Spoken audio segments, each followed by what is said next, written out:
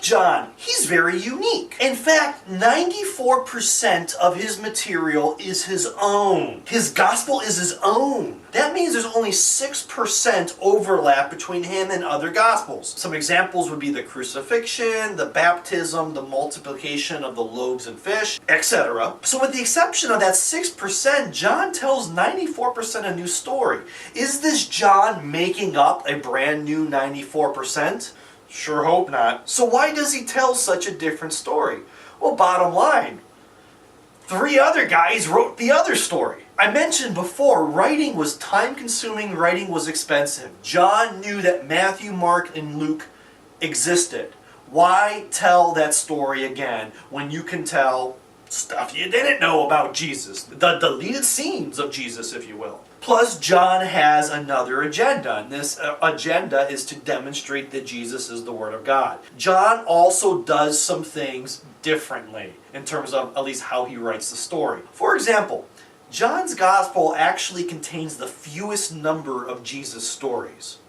But the stories themselves are more detailed. So when you go to Mass and they're doing a reading from the Gospel of John, you can be assured that you're going to be standing for a while. Because John's stories aren't short. Why tell something short when you can put a lot of details into it? John is emphasizing the saving power of the words.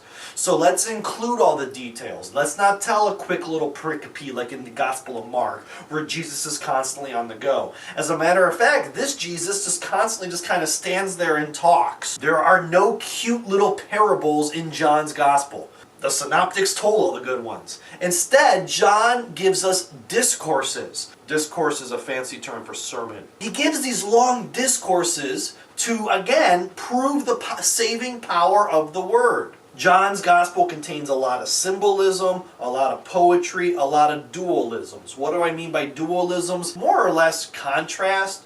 You have the good, the bad. You have life, death, children of God, children of the devil, asleep, awake, truth, lies. John's very black and white. You're either on Jesus' side or you're against him.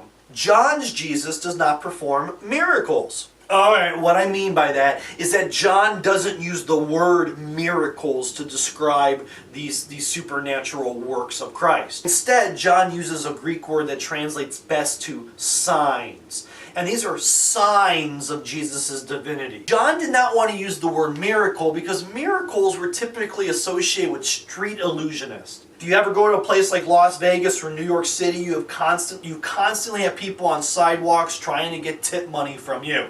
Well, that would happen during Jesus' time as well. Instead of dressing up as a naked cowboy, people would perform miracles. The word miracle in Greek was the same word that was the equivalent of magic tricks or street illusionists. The common magic tricks, the common street illusions, the common miracles of Jesus' time, giving sight to the blind, walking on water, raising the dead. John was aware of this, and he was also aware that there was this conspiracy rumor going around that Jesus was just a fraud. He was a street illusionist. He was a David Blaine or a David Copperfield just trying to put on a hoax.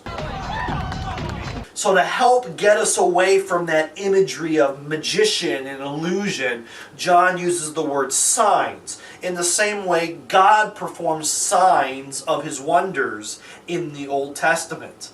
Think of the Exodus story and the 10 plagues, the 10 signs of God's power over the Egyptian gods. So it was a strategic use of the term that we lose in translation. In fact, many Bibles would use the word miracle today when you're reading John, but that's not really the best translation. John don't believe in miracles. He believes in signs. John's Gospel is divided into 2 books. There's the book of signs. This is the section of the Gospel where Jesus is revealing his divinity. And there's actually 7 signs, and that tends to parallel the 7 days of creation. Again, it's the same God. Jesus is the same God, so he likes the number 7. The second part of John's Gospel is called the Book of Glory. In John's Gospel, it's not passion, it's glory. The death on the cross was the best thing that happened to Jesus. More on that on a future episode. Finally, and this is the thing that I'm most impressed with when it comes to the evangelist John's writing style is that when Jesus speaks, he uses the words, I am. Why do you think he uses the words, I am? We were sent by him who is called I am. That's the name of God in Hebrew. YHWH. Jesus is I am who I am. God. The burning bush said to Moses, I am who I am. I am from which all things come.